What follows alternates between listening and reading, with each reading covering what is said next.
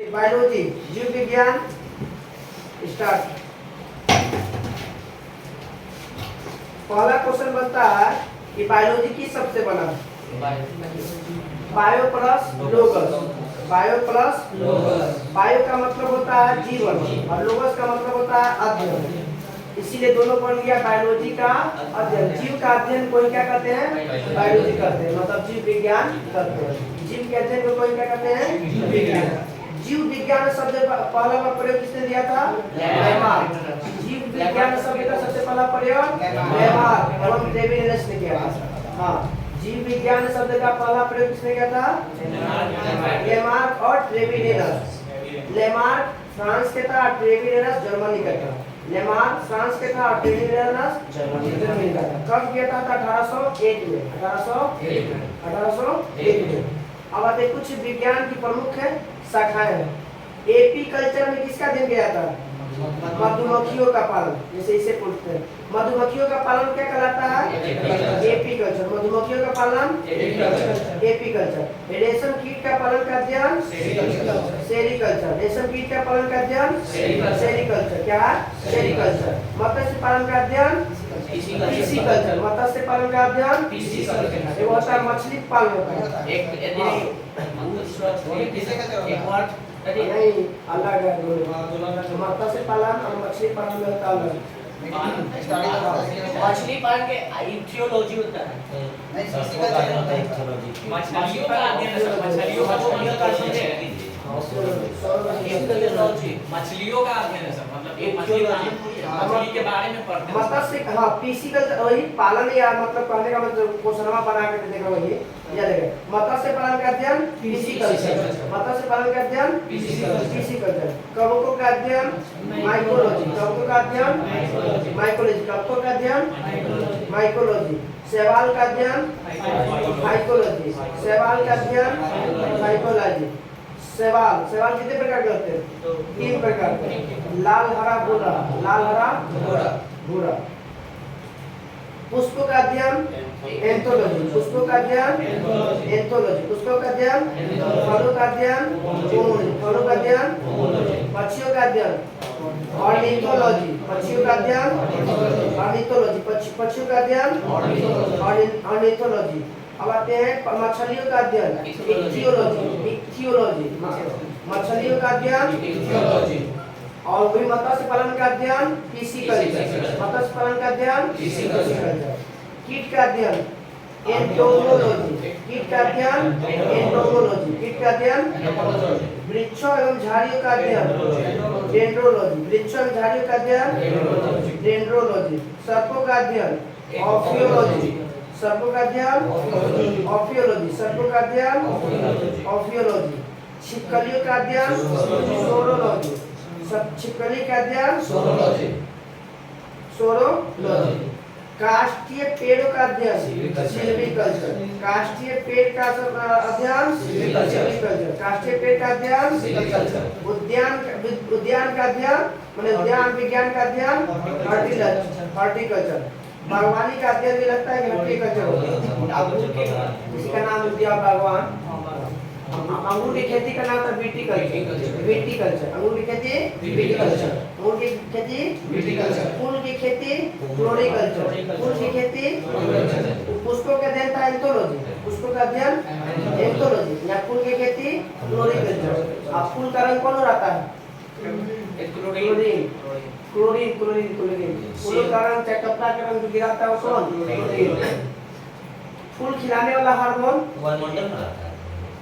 फूल खिला रहती है कपड़ा वो कवरिंग के सूत्र आती क्या रहता है प्रभावित करता है।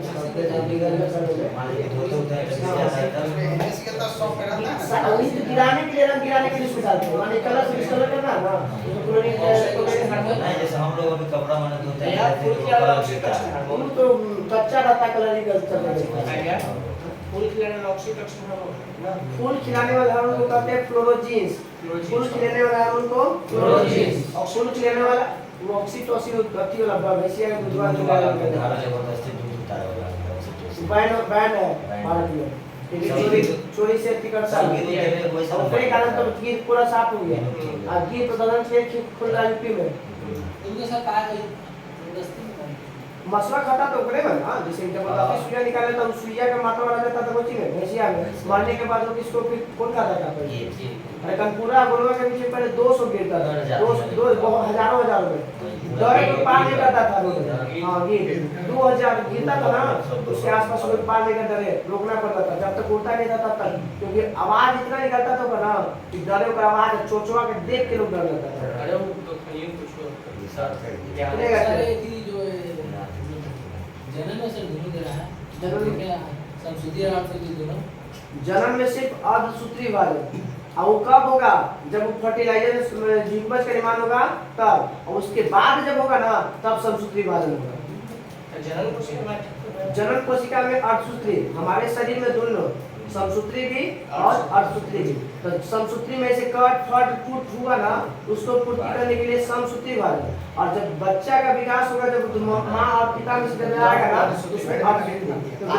23 को 23 में लेना 46 का तो 92 हो जाएगा ना वहीं पे होता 23 में इधर से या 23 को इधर से 23 में 46 वो हो गया आधा आधा लिया आधा माँ से आधा पिता से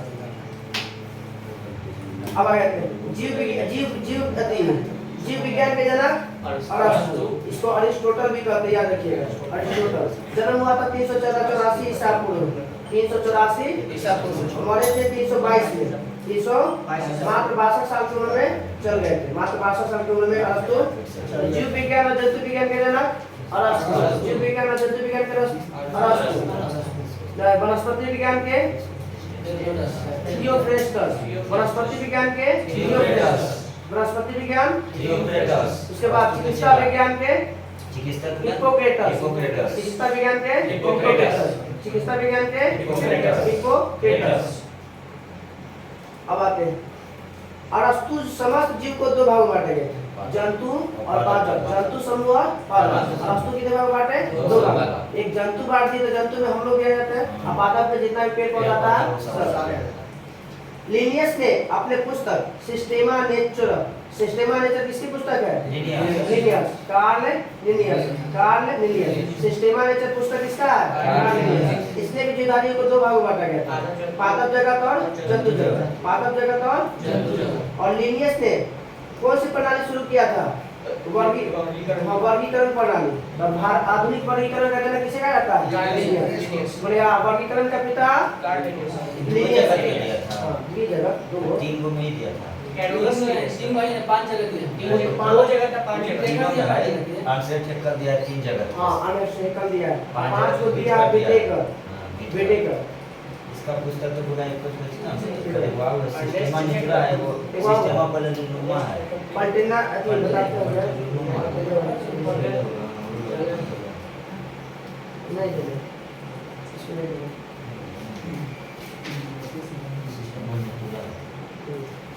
सिस्टेमा नेचर किसका पुस्तक का नाम है लिनियस सिस्टेमा नेचर और आधुनिक वर्गीकरण का पिता भी लिनियस जिसको कहते हैं father of taxonomy father of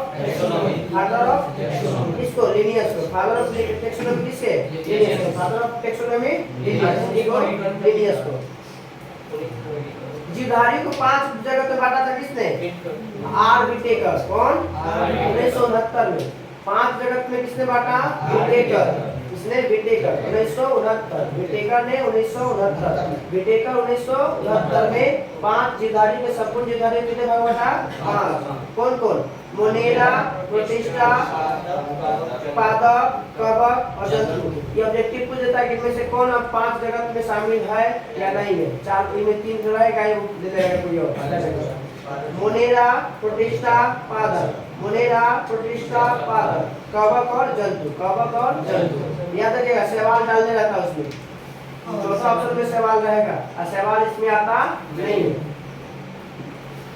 Monera के अंतर्गत आता है एक कोशिकीय जीव जितने भी एक कोशिकीय जीव है ना जो जल में विकास होता है जो जिसको नंगिया को सुने देते समझ से मोनेरा कहता है सवाल सुने सवाल से बैक्टीरिया से सब होगा अब आते हैं प्रोटिस्टा में भी आता है वही जो पादप और जंतु के बीच के जगत में जो होता है ना तो कौन होता है पादप और जंतु के बीच में यूगिलिना पादप और जंतु के बीच की कड़ी कौन होता है यूगिलिना जिसमें दोनों का गुण पादप के भी गुण होता है और जंतु का भी गुण होता है अब आते हैं पादप, तो पादप तो सब जानते हैं, ये पेड़ पौधे, इसमें शैवाल आ जाएगा, मौस आ जाएगा, पुष्पीय होगा और पुष्पीय सब पौधा आ जाएगा, मतलब थैलोफाइटा, ब्रायोफाइटा, टेरिडोफाइटा सब आ जाएगा इसमें। पादप में। हाँ।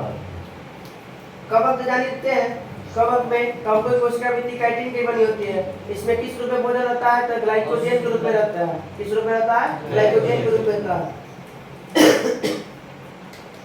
अब आते हैं जंतु, जंतु दो भाग में, एक होता है बहुकोशिकीय और जंतु होता है एक होता है मैंने बहुकोशिकीय मतलब अब उस से नहीं बहुकोशिकीय बोले शरीर के आधार पर सीखा, शरीर जाता तो कोशिका भी जाता, शरीर छोटा तो कोशिका भी छोटा। अब इसमें आते हैं कौन कौन, हाइड्रा जिसको अमरत्व का गुण प्राप्त है, हाइड्रा अमरत्व गुण है। हाइड्रा में कौन सा विधि द्वारा होता है, तो मुकुलन विधि द्वारा होता है। हाइड्रा में कौन सा विधि, मुकुलन द्वारा। हाइड्रा में ये जो है अमरत्व गुण मतलब ये मरता नहीं है, अमरत्व का गुण किसे प्राप्त है, हाइड्रा। और हाइड्रा में कायिक परिवर्तन ना ना हाइड्रा अलग जलीय जीव है, पानी में हां वो अलग तरह का बनावट रहता है, उसमें अलग तरह का रहता है, वो ऑक्टोपस अलग है, वो तो प्योर जंतु है, उसी के जैसा लगता हां है। तो उसको तो दिख जाता है ना, ये अलग टाइप इसको बड़ा करके देखना पड़ता है, इसको माइक्रोस्कोप से देखना पड़ता है। जेलीफिश जान रहे हैं, जेलीफिश गोला गोला गोला सब चिपका रहेगा एक दूसरे से माला की तरह। कृमि, कृमि के कारण होता है ये हम लोग में मलेरिया वलेरिया जो होता है ना, कृमि चाहे पेट में जो एंट अमीबा स्टुलिका होता है वो भी एक कृमि है। हमारा जो अथी होता है ना, कैसी होता है हमारा हाँ पेचिस, पेचिस जो होता है वो एंट अमीबा स्टुलिका के कारण होता है। उसके बाद आता है उभयचर जानबे करते हैं, पक्षी जानबे करते हैं, ये सब हो गया। वर्गीकरण के आधार इकाई क्या होता है, जाति, इंग्लिश में स्पीशीज। वर्गीकरण के पहली माने सबसे छोटा इकाई जाति, सबसे छोटा इकाई जाति, सबसे छोटा इकाई जाति। उसके बाद उसका नाम जो होता है वंश आते हैं। 1753 में कैलेडियस ने वर्गीकरण का जन्मदाता कहा जाता है। 1753 में कब, वर्गीकरण का पिता किसे कहा जाता है, इसी को इंग्लिश में बोलेंगे father of taxonomy, father of taxonomy किसे कहा जाता है, लिनियस। कब हुआ था, 1753 में। क्या बोले थे, बोले थे जीवों की द्विनाम पद्धति का खोज हुआ था 1753। जीवों की द्विनाम पद्धति, दो नाम जैसे होता है ना, होमो सेपियस होता है ना, होमो का अलग होता है और जाति सेपियस होता है अलग। लैटिन भाषा के दो शब्द से मिलकर आता है, जो द्विनाम पद्धति जो होता है किस भाषा का है, लैटिन भाषा। किस भाषा का, लैटिन भाषा। लैटिन भाषा ये पहला वंश जो पहला शब्द जो होता है वंश होता है, जिसमें जो है जैसे होमो, होमो क्या बता दिया, वंश, और सेपियस क्या बताएगा, जाति। क्या बताएगा, जाति। तो पहला जो होगा वो कुछ बताएगा वंश, दूसरा शब्द क्या बताएगा, जाति। होमो सेपियस। अब यही में होमो का बता दे रहा है वंश का, किस वंश से, और बताएगा किस जाति का। तो द्विनाम पद्धति किस शब्द से लिया गया, लैटिन भाषा से। किस भाषा से, लैटिन। और इसमें पहला शब्द किसको बताएगा, वंश को। क्या बताएगा, वंश। और दूसरा शब्द जाति का। वंश तथा जाति के नाम के आधार पर वर्ग वैज्ञानिकों ने इसको वर्गीकरण लिखा है। कौन, जिसने सबसे पहले जाति का खोजा या उस जाति को सबसे पहले वर्तमान नाम दिया, जैसे मानव। मानव का वैज्ञानिक नाम क्या है, होमो सैपियंस लिन। होमो सैपियंस लिन, इसका अर्थ होता है, क्या होता है, ज्ञानी मानव। होमो सैपियंस का अर्थ क्या होता है, ज्ञानी मानव। होमो सैपियंस का अर्थ क्या होता है, ज्ञानी मानव। वास्तव में होमो क्या है, वंश का नाम। इसमें होमो क्या है, और सैपियंस क्या है, जाति का। और लिन अपना नाम दिया लिनियस, हो जाए कौन, लिनियस, इसलिए अपना लिन जोड़ दिया, तो वो होमो सैपियंस लिन। तो सबसे पहले मनुष्य को होमो सैपियंस किसने पुकारा था, लिनियस। सबसे पहले मनुष्य को होमो सैपियंस किसने पुकारा था, लिनियस ने। किसने, लिनियस को क्या कहते हैं, father of taxonomy, father of taxonomy, वर्गीकरण का पिता, वर्गीकरण का पिता। अब आते हैं लोग कोशिका, आधुनिक वर्गीकरण का मॉडर्न कोशिका। तो बताइएगा कोशिका, मरल कोशिका की खोज किसने किया था, रॉबर्ट हुक, 1665। कोची से खोज किया था, तो कॉर्क के से किया था। कॉर्क पति नहीं, कॉर्क आता है जो लोग खेला ना पीछे जो लगा, तो कॉर्क। अलता के डब्बा में देखोगे गुदेदार भरा रहता है, वही कॉर्क है। तो वही कॉर्क से निकाल के खोजे गए, रॉबर्ट हुक ने खोजे थे। तो कोची से देखे थे, तो उसी ने खोज किए थे, माइक्रोस्कोप की खोज किए थे रॉबर्ट हुक ने। तो माइक्रोस्कोप की खोज किसने किया? रॉबर्ट हुक ने। 3 को माइक्रोस्कोप, एक माइक्रोस्कोप हो गया, एक हो गया संयुक्त सूक्ष्मदर्शी, संयुक्त सूक्ष्मदर्शी और इलेक्ट्रॉन सूक्ष्मदर्शी, सूक्ष्मदर्शी, संयुक्त सूक्ष्मदर्शी और इलेक्ट्रॉन सूक्ष्मदर्शी।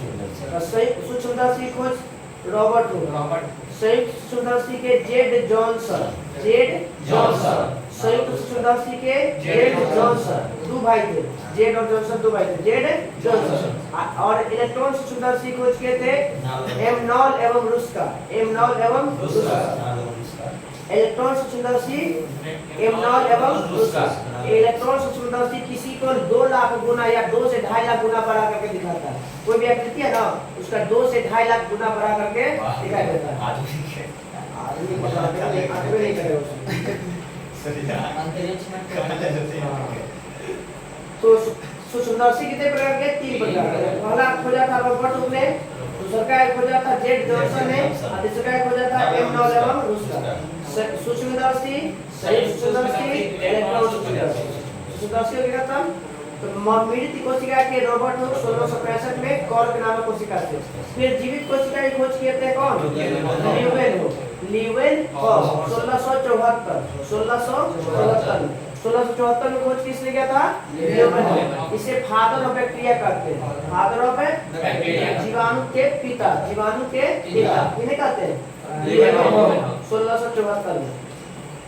सबसे छोटी कोशिका माइकोप्लाज्मा, सबसे छोटी कोशिका, सबसे बड़ी कोशिका शुतुरमुर्ग के अंडे की, सबसे बड़ी कोशिका, सबसे लंबी कोशिका तंत्रिका कण, सबसे लंबी कोशिका मानव शरीर की सबसे बड़ी कोशिका मानव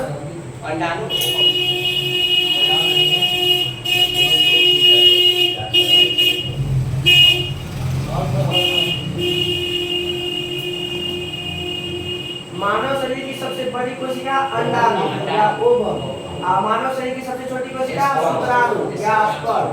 मानव कोशिका बोलेगा सबसे, मानव बोलेगा सबसे बड़ी कोशिका अंडाणु, और सबसे छोटी कोशिका बोलेगा था शुक्राणु, जिसको स्पर्म कहते हैं।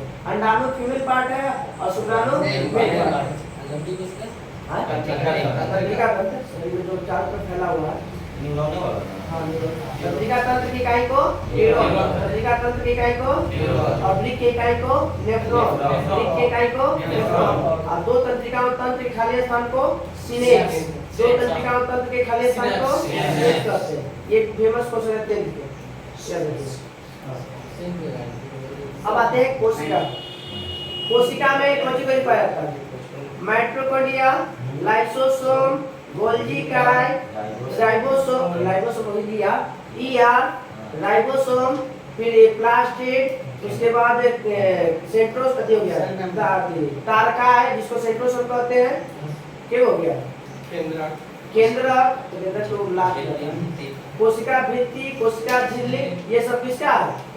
सब कोशिका का अंग है, कोशिका का अंग है। तो बाहरी जो मिलेगा कोशिका भित्ति, कोशिका के बाहर मिलेगा तो कोशिका भित्ति, और कोशिका के भित्ति जो मिलेगा वो कोशिका झिल्ली, कोशिका झिल्ली, हाँ झिल्ली अंदर रहता है।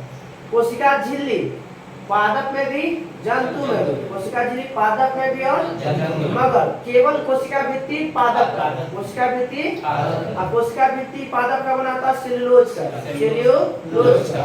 अब पृथ्वी पर सबसे ज्यादा मात्रा पाया जाने वाला कार्बनिक पदार्थ सेल्यूलोज, सबसे ज्यादा मात्रा पाया जाने वाला सेल्यूलोज, याद रखिएगा। पादप में ना, पादप में ना नहीं जंतु में अनिग्रहण सही होता है, पादप में खाली पेड़ पौधा है। जितना भी पेड़ पौधा चाहे छोटा है कोशिका है चाहे बड़ा है सब पादप में आता है। वनस्पति सीधा सीधा रखिए ना, जंतु में लोग चाहे एक छोटा सा जीव हो चाहे बड़ा 4 पैर वाला हो जाए 2 पैर वाला, वो अलग बात है। कोशिका का भाग है 2 भाग है, प्रोकैरियोटिक और यूकैरियोटिक। प्रोकैरियोटिक सबसे पहला जो कोशिका खोजा था प्रोकैरियोटिक, मतलब जो एक कोशिकीय होते हैं जिसमें पूरी तरह से कोशिकांग पूरे तरह मिलेगा नहीं, सिर्फ 70 हाँ प्रोकैरियोटिक में 70 राइबोसोम पाएगा, यूकैरियोटिक में 80 राइबोसोम। प्रोकैरियोटिक जो होता है ना प्राथमिक कोशिका कहलाता है प्रोकैरियोटिक। प्राथमिक कोशिका प्रोकैरियोट। पहला खोज हुआ था प्रोकैरियोट। इसमें पूरी तरह से कोशिका का अंग क्या होता है, विकसित नहीं होता। केंद्रक को मिलेगा, कोशिका झिल्ली मिलेगा, कोशिका द्रव मिलेगा, उसके बाद और कुछ नहीं मिलेगा। आप यूकैरियोटिक में आएंगे तो सब चीज मिल जाएगा, सब विकसित मिलेगा। केंद्रक भी पूरा विकसित, झिल्ली भी विकसित, कोशिका भित्ति भी, mitochondria, lysosome, ribosome, ER, plastid, centrosome, ये सब मिल जाएगा पूरा तरह से विकसित यूकैरियोटिक। वैक्यूल बोलते हैं, वैक्यूल बोलते हैं। सेंट्रोस वैक्यूल मतलब सारी होता है वो पानी का राजधानी कॉमन है, राजधानी कॉमन है ना। राजधानी हम लोग में छोटा और पादप में पानी को नियंत्रित करने का काम कौन करता है, राजधानी करता है। हमरा से हम लोग से शरीर बड़ा जाता है, ज्यादा सारा बड़ी बस बड़का शरीर मिलेगा तो क्या होगा, पानी की मात्रा भी ज्यादा उसको रखना है। किसानों को उसमें प्रोकैरियोटिक में किसान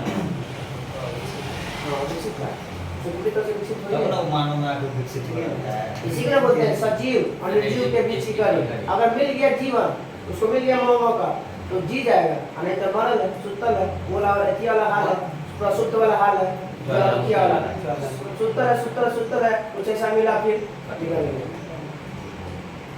आ गया। तो कोशिका के बारे में यहाँ तक हो गया। अब कोशिका में पाया जाता है माइटोकॉन्ड्रिया। माइटोकॉन्ड्रिया के आंतरिक दीवार को कहते हैं क्लेस्ट्री। क्या कहते हैं, क्लेस्ट्री। आंतरिक दीवार को क्लेस्ट्री। माइटोकॉन्ड्रिया का नामकरण किया था अल्टमैन, वैसे अल्टमैन। बायोब्लास्ट नाम किसने दिया था, सी बेंट है, बायोब्लास्ट।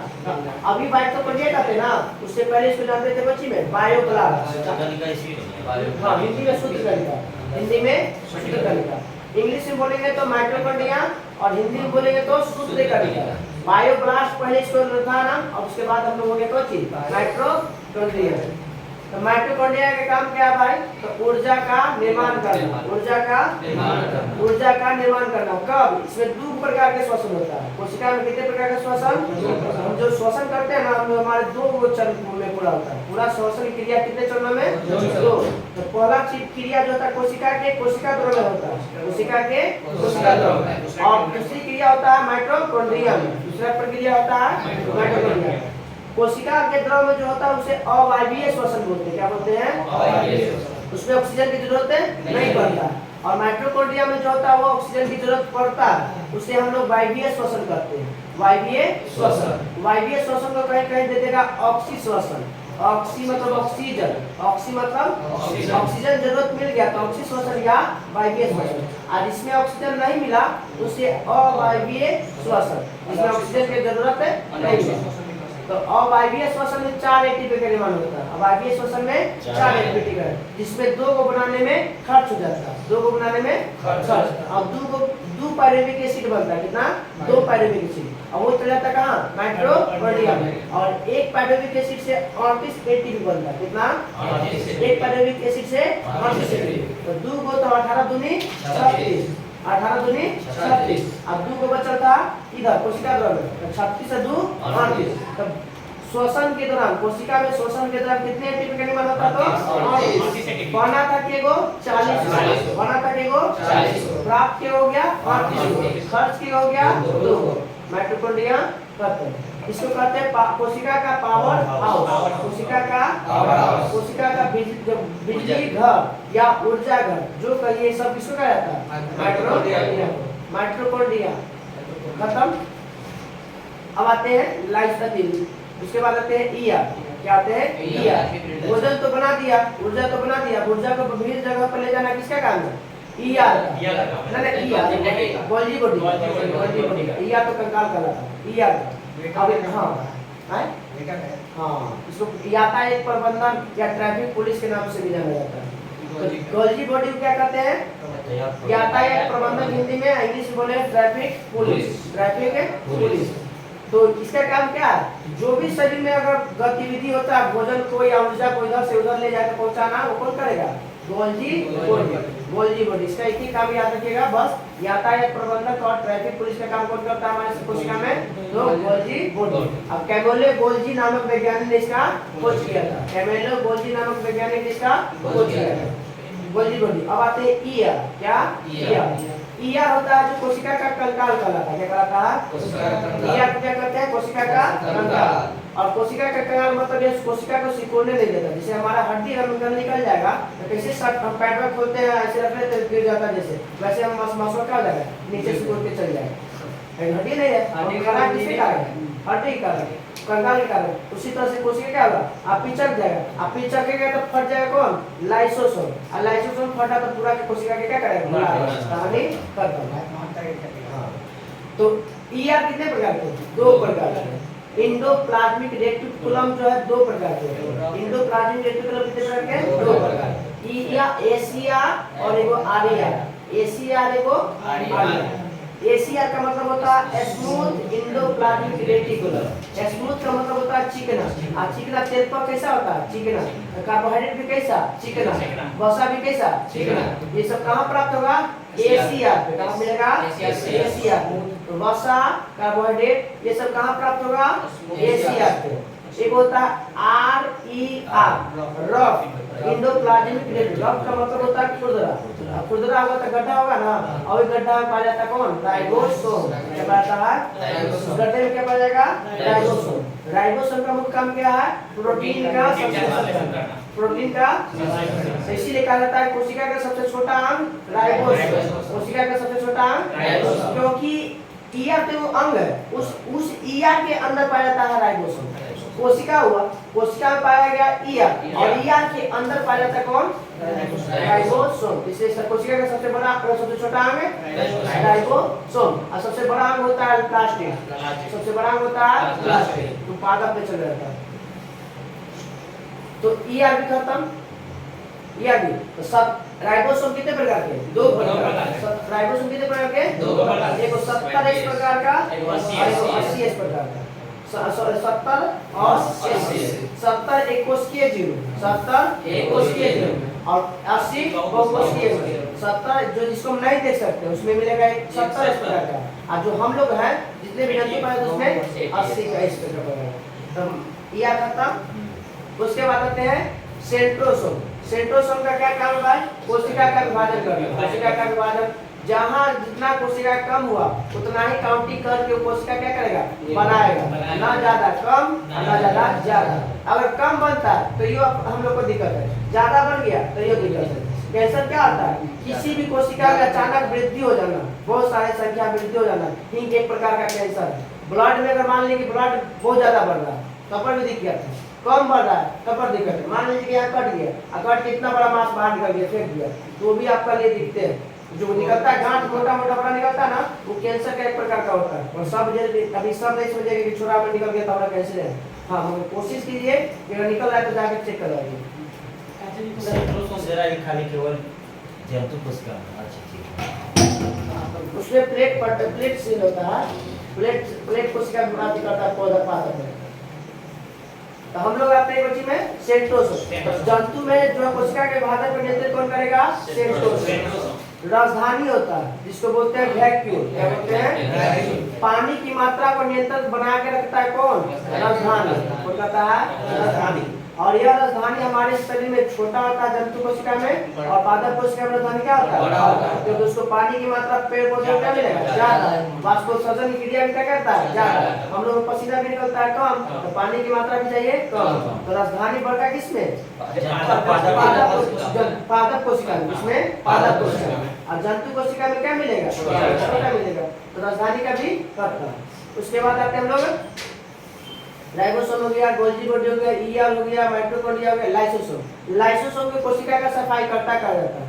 क्या कहता है, सफाई करता है, कोशिका का सफाई करता है। क्या काम, कोई भी चीज मर गया ना तो उसको गलाने और उसको शरीर से बाहर निकालने का काम कौन करेगा, लाइसोसोम। इसलिए कहीं भी कोई आकर मरना है तो आके लाइसोसोम के पास मर जाए। आत्महत्या की तरीके। हाँ, अगर किसी को अपने आप को ज्यादा लग रहा है कि हमको यहाँ मरना है तो आगे लाइसोसोम के पास टकरा जाए, और वहां को टकराया फट गया तो पूरा कोशिका की कहानी खत्म। इसका मतलब कि जब हम चोट मारते हैं ना तो वहाँ काला हो जाता है। काला होता है मतलब उसको कोशिका वहाँ पे खत्म हो गया, सब चीज को गुला की कहानी खत्म कर दिया। तब देखते हैं उसको 5-6 दिन के बाद वो धीरे धीरे धीरे काला बनकर आता है, आ जाता है सही पे। इसका मतलब है कि प्रोसेस लग रहा है, धीरे धीरे वहाँ की कोशिका बन रहा है। हाँ, तो आस पास के कोशिका को क्या करता है, थोड़ा थोड़ा बोलता है कि आप लोग अपना अपना सहयोग दीजिए। तो लाइसोसोम कहते हैं सुसाइडल बैग भी कहते हैं, क्या कहते हैं? सुसाइडल बैग, या हिंदी में आत्महत्या की थैली, आत्महत्या की थैली। इसका खोज किया था डी डुबे 1958 में, 1958 देखिए 1958 या 55 अगर देख लीजिएगा। लाइसोसोम की खोज किया था डी डुबे, राइबोसोम की खोज किया था जी पैलेट, राइबोसोम के जी पैलेट, राइबोसोम जी पैलेट।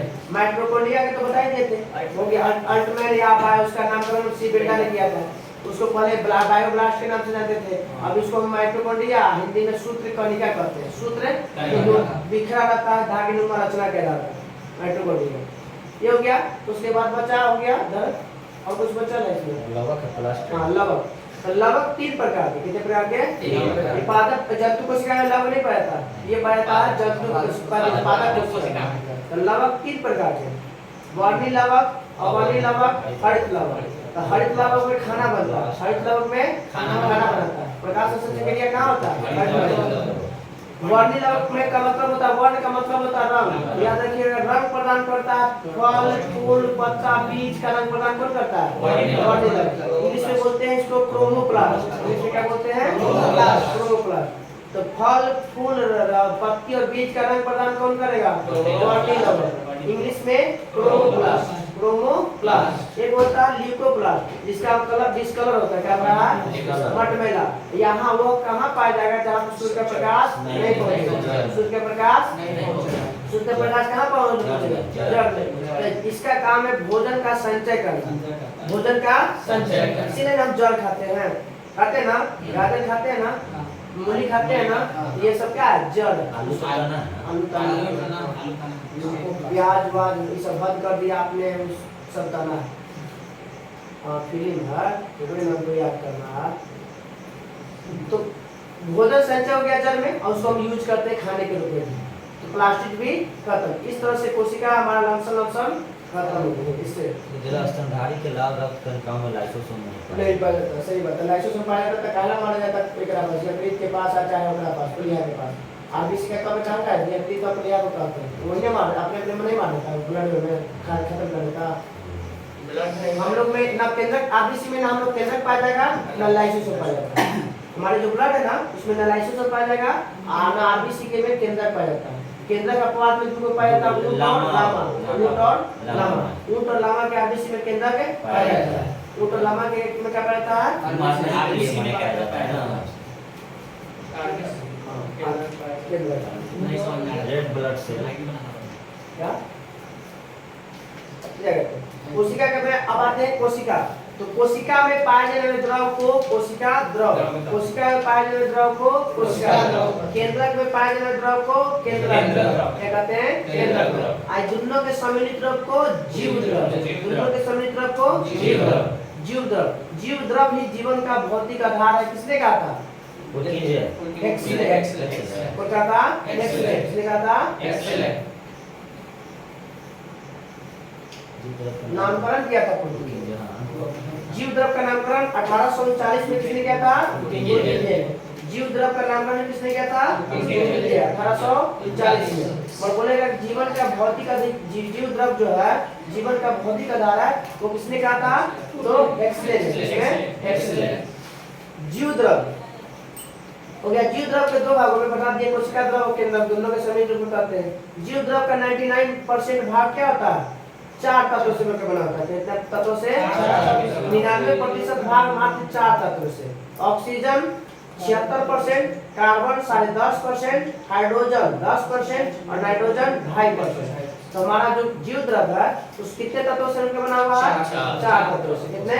4 तत्वों से। ऑक्सीजन, कार्बन, हाइड्रोजन और नाइट्रोजन। जीव द्रव का लगभग 80% क्या होता है? पानी। जीव द्रव का कितना परसेंट पानी होता है? 80%। जीव द्रव का कितना परसेंट पानी होता है? 80%। जीव द्रव में कार्बनिक और अकार्बनिक का अनुपात होता है 81:19।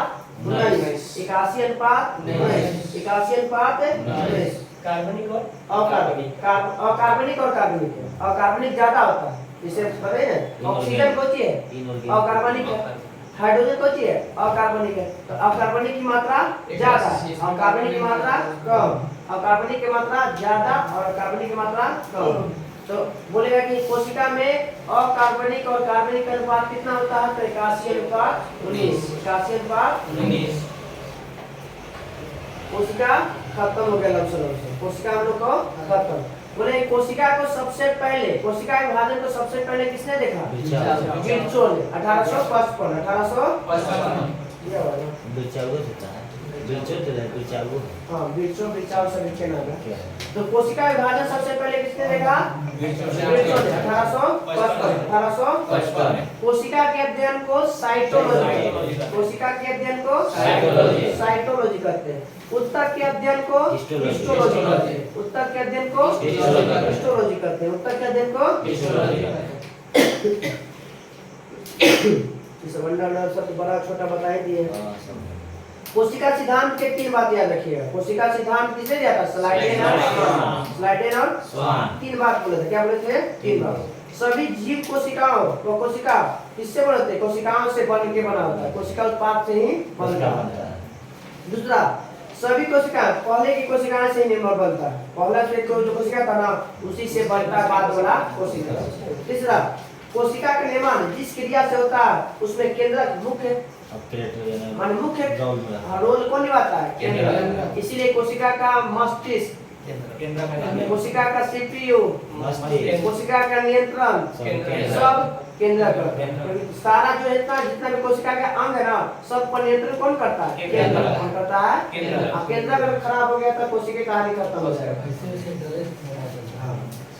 हो गया। अब आते हैं कोशिका के 2 प्रकार के प्रोकैरियोटिक प्रोकैरियोटिक को बता दिए। प्रोकैरियोटिक में लेगा एककोशिकीय जीव जितना होता है, निरंतर सवाल वाला सब जितना भी होता है सब प्रोकैरियोटिक में बता दिए।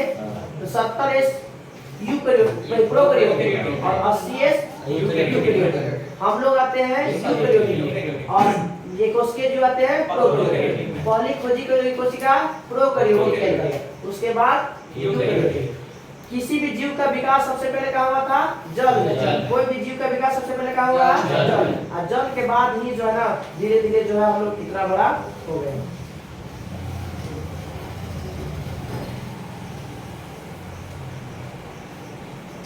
प्रोकैरियोटिक में केवल डीएनए पाया जाता है। प्रोकैरियोटिक में केवल डीएनए पाया जाता है और यूकैरियोटिक में डीएनए के साथ साथ हिस्टोन प्रोटीन पाया जाता है। कुछ हिस्टोन प्रोटीन पाया जाता है। हाँ, मतलब इसमें अविकसित अंग मांगिए। प्रोकैरियोटिक में अविकसित और पूरा विकसित है यूकैरियोटिक। बस इतना याद रखना।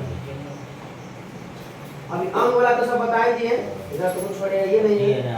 डीएनए और आरएनए हम लोग आते हैं और कुछ इसमें बनेगा नहीं।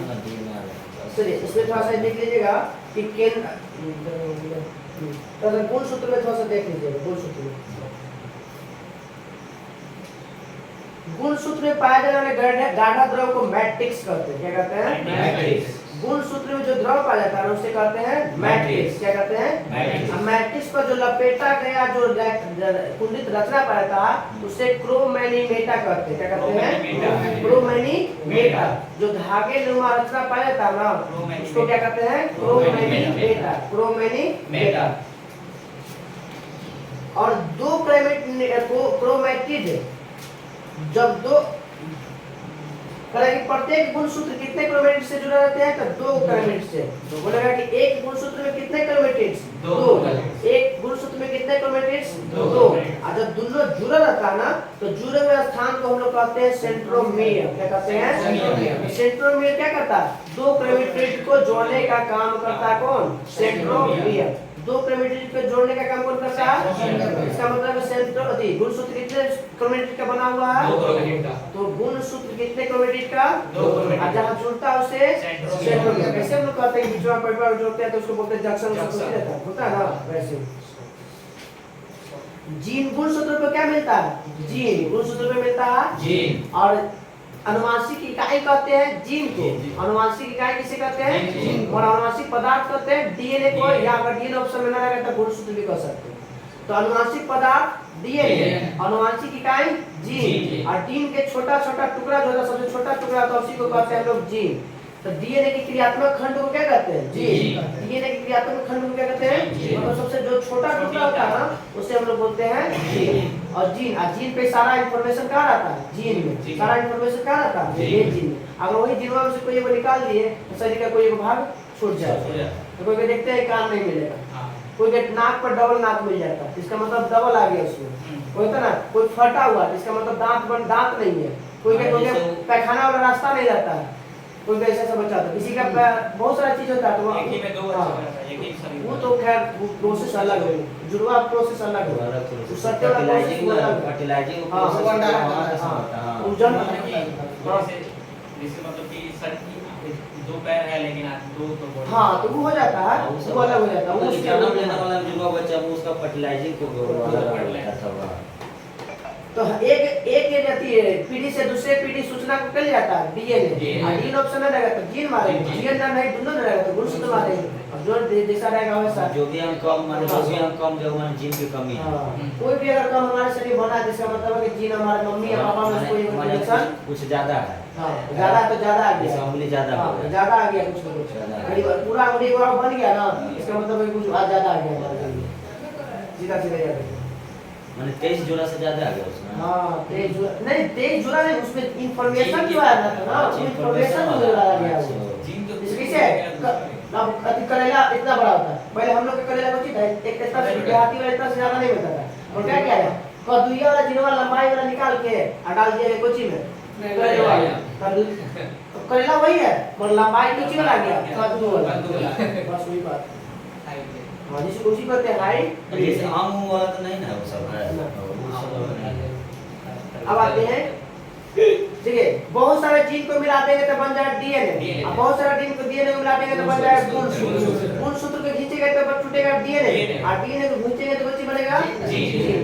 याद रखिए। जीन के कारण जीन का क्रोमोसोम है, जीन का स्टार्टिंग है ऐसा। क्रोमोसोम और गुणसूत्र एक के है। क्रोमोसोम इंग्लिश में बोलते हैं, गुणसूत्र हिंदी में। इसलिए वंशानुगत वाहक किसे कहता है? गुणसूत्र को किसे कहते हैं? वंशानुगत वाहक किसे कहते हैं? मतलब एक वंश से दूसरे वंश में ले जाने का काम कौन कर रहा है? गुणसूत्र। अब नहीं गुणसूत्र, अब ऑप्शन में ना रहेगा तो तीनों में कोई एक रहबे करेगा। अब तीनों रहेगा तो मेन मारेंगे कौन? गुणसूत्र, क्योंकि सब पाया जाता है किसके अंदर? गुणसूत्र के अंदर। अब आते हैं राइबोसोम। यहाँ पे देखा होता है इसमें राइबोसोम डीएनए और आरएनए। डीएनए में पाया जाता है हम लोग डाइऑक्सी राइबोस शुगर। डीएनए में कौन सा sugar? Dioxy ribose sugar. Deoxy ribose. RNA में पाया जाएगा राइबोस शुगर। सीधा सीधा क्वेश्चन पूछेगा डीएनए में कौन सा शुगर पाया जाता है? क्योंकि आगे जो लगा है ना, जो आगे लगा वही चीनी है। याद रखिए, जो आगे लगा है वही चीनी है। डाइऑक्सी राइबोस शुगर और इधर ribose sugar. Dioxy ribose sugar, इधर राइबोस शुगर। बोले केंद्रक में कितने प्रकार के अम्ल पाए जाते हैं? तो 2 प्रकार के अम्ल। केंद्रक में कितने प्रकार के अम्ल हैं? 2, डीएनए और आरएनए। डीएनए और आरएनए। बोले केंद्रक में कितने प्रकार के अम्ल? 2, डीएनए और आरएनए। अब आते हैं डीएनए और आरएनए। बोलेगा कि डीएनए क्या है? तो पॉलीन्यूक्लियोटाइड है। पॉलीन्यूक्लियोटाइड। अब पॉलीन्यूक्लियोटाइड का मतलब होता है बहुत सारा। क्या होता है? बहुत सारा। तो डीएनए क्या है भाई? एक पॉलीन्यूक्लियोटाइड है। और पॉलीन्यूक्लियोटाइड को बांटा गया 2 भागों में। कितने भागों में? 2 भागों। एक न्यूक्लियोसाइड और एक फॉस्फेट। एक न्यूक्लियोसाइड और फॉस्फेट। फॉस्फेट तो उतना महत्वपूर्ण नहीं। अब न्यूक्लियोसाइड को 2 भागों में बांटा गया। न्यूक्लियोसाइड को कितने भागों में बांटा गया? 2 भागों में। शुगर और बेस। शुगर और बेस। तो शुगर तो 2 प्रकार के, डाइऑक्सी राइबोस शुगर और आरएनए में राइबोस शुगर। और बेस में आता है 4 प्रकार के क्षार। बेस में 4 प्रकार ATGC, एजीनिन, T से थायमिन, G से गुआनिन और C से साइटोसिन। बताइए कि डीएनए में कितने प्रकार के क्षार? 4। डीएनए में 4। आई में से थायमिनवा निकाल दीजिएगा, यूरिसिल डाल दीजिएगा तो क्या बन जाएगा? आरएनए। क्या बनेगा? आरएनए। तो इसी को कहते हैं डीएनए से आरएनए बनने को क्या कहते हैं? ट्रांसक्रिप्शन। क्या कहते हैं? ट्रांसक्रिप्शन। और फिर आने से डीएनए बनाएंगे तो रिवर्स ट्रांसक्रिप्शन। क्या बनाएगा? Reverse transcription. Reverse transcription. और डीएनए से डीएनए को बनता है तो ट्रांसलेशन और ट्रांसलेशन होता है प्रोटीन से। आरएनए से प्रोटीन बनना होता है ट्रांसलेशन। आरएनए से बनना होता है ये अंतिम प्रक्रिया। डीएनए से डीएनए रिप्लिकेशन होता है। रेप्लिकेशन। डीएनए से डीएनए बनना रेप्लिकेशन। डीएनए से डीएनए बनना रेप्लिकेशन। रेप्लिकेशन। याद रखिएगा, डीएनए से डीएनए बनेगा तो रेप्लिकेशन, डीएनए से डीएनए बनेगा तो रेप्लिकेशन, और डीएनए से आरएनए बनेगा तो ट्रांसक्रिप्शन, डीएनए से आरएनए बनेगा तो ट्रांसक्रिप्शन, फिर आरएनए से बनाएंगे डीएनए तो बैक में ना, बैक में तो रिवर्स ट्रांसक्रिप्शन। अब आरएनए से प्रोटीन बनाएंगे तो ट्रांसलेशन। अब ट्रांसलेशन प्रोटीन बनाने की अंतिम क्रिया को कहते हैं ट्रांसलेशन, प्रोटीन बनाने की अंतिम क्रिया को कहते हैं ट्रांसलेशन। कब बनेगा? आरएनए से प्रोटीन, आरएनए से प्रोटीन, तो डीएनए की कहानी खत्म। डीएनए में पाया जाए कोई चीज, चार को एडेनिन और थाइमिन के बीच में डबल बॉन्ड, एडेनिन और थाइमिन के बीच में डबल बॉन्ड, और गुआनिन और साइटोसिन के बीच में ट्रिपल बॉन्ड, गुआनिन और साइटोसिन के बीच में ट्रिपल बॉन्ड। तो बस मुख्य अंतर क्या होता है? डीएनए और आरएनए मुख्य अंतर क्या होता है? यूरेसिल, थाइमिन की जगह यूरेसिल, तो आरएनए, और यूरेसिल की जगह क्या किया था? थाइमिन, तो डीएनए। बस बनाना आसान। रिएक्टिव में की हटा देना। सबसे पहले डीएनए का खोज किया था कौन? कौन किया था? कौन? सबसे पहले देखा था किसने या खोजा था किसने? कौन?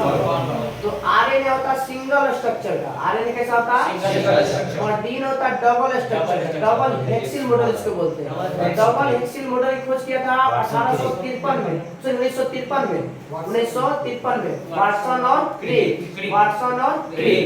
ऐसी खोज के कारण इसको 9 साल बाद नोबेल पुरस्कार मिलता है 1962 में। वाटसन और क्रिक को नोबेल पुरस्कार मिलता है 1962 में। और कुछ नहीं मिलता।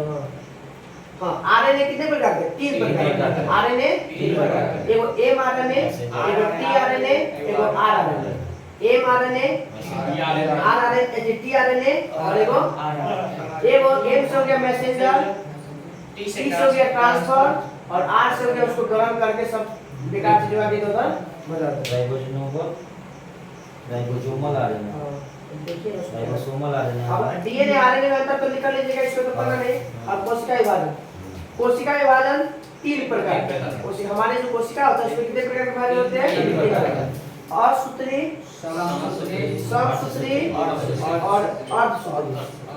एमिटोसिस, मीटोसिस, मियोसिस। एमिटोसिस, मीटोसिस, मियोसिस।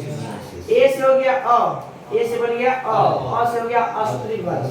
मियोसिस हटा दीजिएगा तो कुछ बचा, समसूत्री विभाजन, और हो गया एगो मियोसिस, हो गया अर्धसूत्री विभाजन। तो जितने भी एक कोशिकीय जीव है उनमें होता है असूत्री विभाजन। जितने भी एक कोशिकीय जीव है उनमें जो विभाजन होगा कौन सा? असूत्री विभाजन। क्या होगा? असूत्री विभाजन। उनमें एक से बहुत सारा चीज बन जाता है।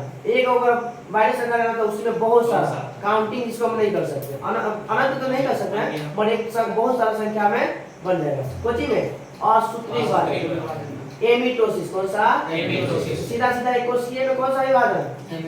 एमिटोसिस या असूत्री विभाजन, असूत्री विभाजन। उसके बाद कहते हैं समसूत्री।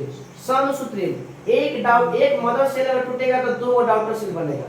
एक मदर सेल टूटेगा तो 2 डॉटर सेल, एक मदर सेल टूटेगा तो 2 डॉटर सेल। तो इसमें समसूत्री विभाजन। समसूत्री होता है हमारे शरीर में जो भी टूट फूट कट फट जो भी होता है वो किसके कारण पूर्ण होता है? समसूत्री विभाजन। कौन सा विभाजन?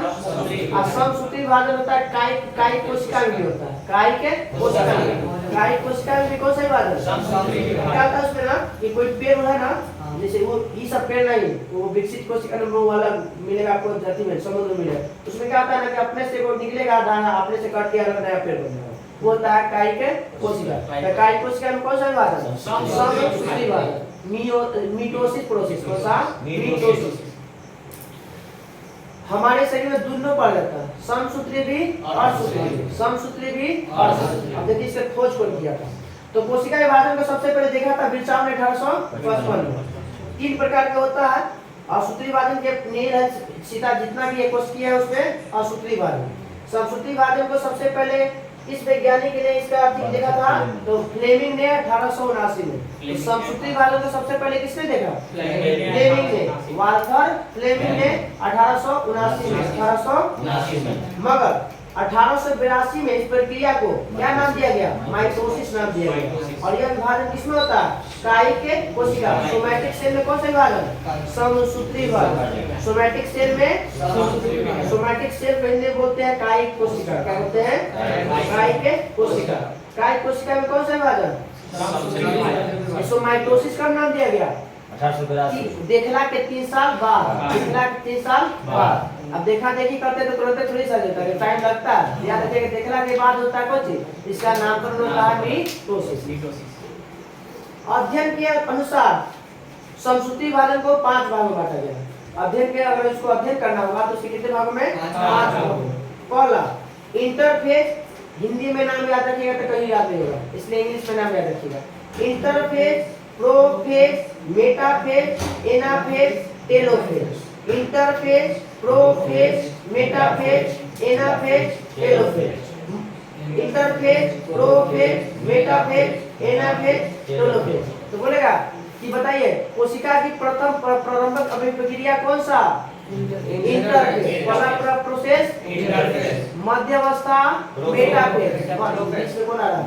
मेटाफेज। बोलेगा मध्यावस्था मेटाफेज। कोशिका विभाजन के मध्यावस्था को क्या कहते हैं? मेटाफेज। प्रारंभिक अवस्था को क्या कहते हैं? इंटरफेज। अंतिम अवस्था को क्या कहते हैं? टेलोफेज। कुछ कहाँ पाया था? सबसे पीछे ना, तो सबसे नीचे याद रखिएगा टेलोफेज। सबसे अंतिम अवस्था को टेलोफेज। सबसे छोटा अवस्था होता है एनाफेज। सबसे छोटा अवस्था एनाफेज। सबसे छोटा अवस्था एनाफेज। सबसे बड़ी क्लियर नहीं करता। मेटाफेज। चार को बता। मेटाफेज को 20 बनाओ। हां देखो इंटरफेज का अलग रखते बाकी प्रोफेज, मेटाफेज, एनाफेज, टेलोफेज। पांच को तो है ही है, तो इंटरफेज का अलग रख दिया। बाकी 4 को यहां से डिस्ट्रीब्यूट काम अलग नहीं कर दे। सूत्री में 4 सूत्रियों में 5 होगा। और सूत्री में 4 को है। क्या बोल रहे हैं? 4 को दे 5 होगा। 5 होगा ना। सूत्री में 4 होता है, प्रोफेज, मेटाफेज, एनाफेज, टेलोफेज। यही 4 को दिखा था। हां इंटरफेज का अलग रख के काम करता है। चलिए तो बोलेगा समसूत्री विभाजन को पूरा होने में कितने चक्र? 5। पहला interphase, prophase, metaphase, anaphase, telophase. पहली अवस्था को इंटरफेज, मध्य अवस्था को मेटाफेज, अंतिम अवस्था को टेलोफेज और सबसे छोटा अवस्था एनाफेज। छोटा अवस्था एनाफेज। खत्म हो गया। इसमें बताएंगे कि एक डॉटर एगो पेरेंट सेल टूटेगा तो 2 डॉटर सेल बनेगा। एक पेरेंट सेल बनेगा तो 2 डॉटर सेल बनेगा। समसूत्री में सम मतलब बराबर, सम मतलब बराबर। यहाँ पे देखिए समसूत्री विभाजन की सबसे छोटी अवस्था क्या होता है? एनाफेज। मात्र 2 से 3 मिनट में समाप्त हो जाती है। ये प्रक्रिया कितने समय प्राप्त होती है? 2 से 3 मिनट में समाप्त। अर्धसूत्री विभाजन फार्मर और मुरे ने इसका कोशिका विभाजन को नाम दिया था। बोलेगा अर्धसूत्री विभाजन का नामकरण किसने किया था? फार्मर और मुरे। 1905 में। कब? फार्मर और मुरे ने कौन सा विभाजन का नामकरण नाम दिया था भाई?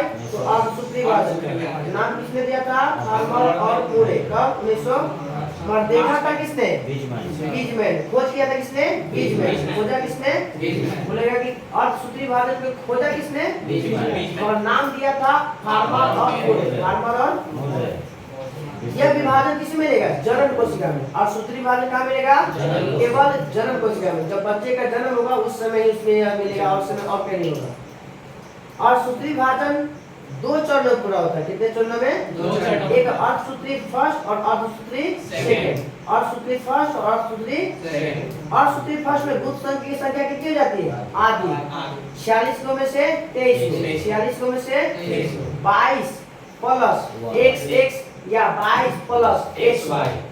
तो ऑलोसोम एक होता है ऑटोसोम। इसमें टूटता है ना 22 प्लस, तो 22 फ्लोरा के होता है ऑटोसोम और ऑलोसोम होता है X या Y XY। तो 22 फ्लोरा को बोलते हैं हम लोग ऑटोसोम और X को या XY को बोलते हैं ऑलोसोम। ऑलोसोम मतलब सेक्स कोशिका बोलते हैं। क्या बोलते हैं? सेक्स कोशिका मतलब लिंग को निर्धारण करने वाले की कोशिका को क्या कहते हैं? ऑलोसोम। इनकी संख्या कितनी होती है? 1 जोड़ा। कितनी होती है? 1 जोड़ा। या तो XX के रूप में रहेगा महिला में या तो पुरुष में X और Y। तो ऑटोसोम और ऑलोसोम समझ में आ गया? 22 जोड़ा दोनों में ऑटोसोम बराबर रहता है।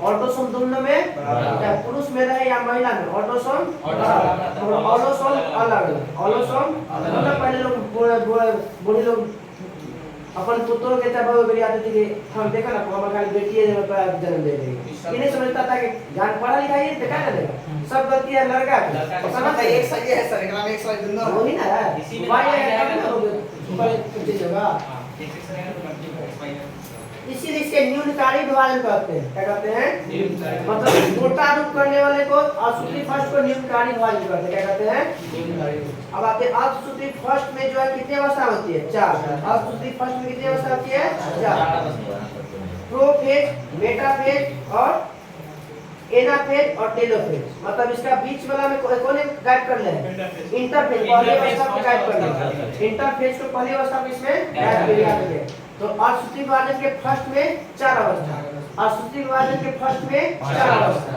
4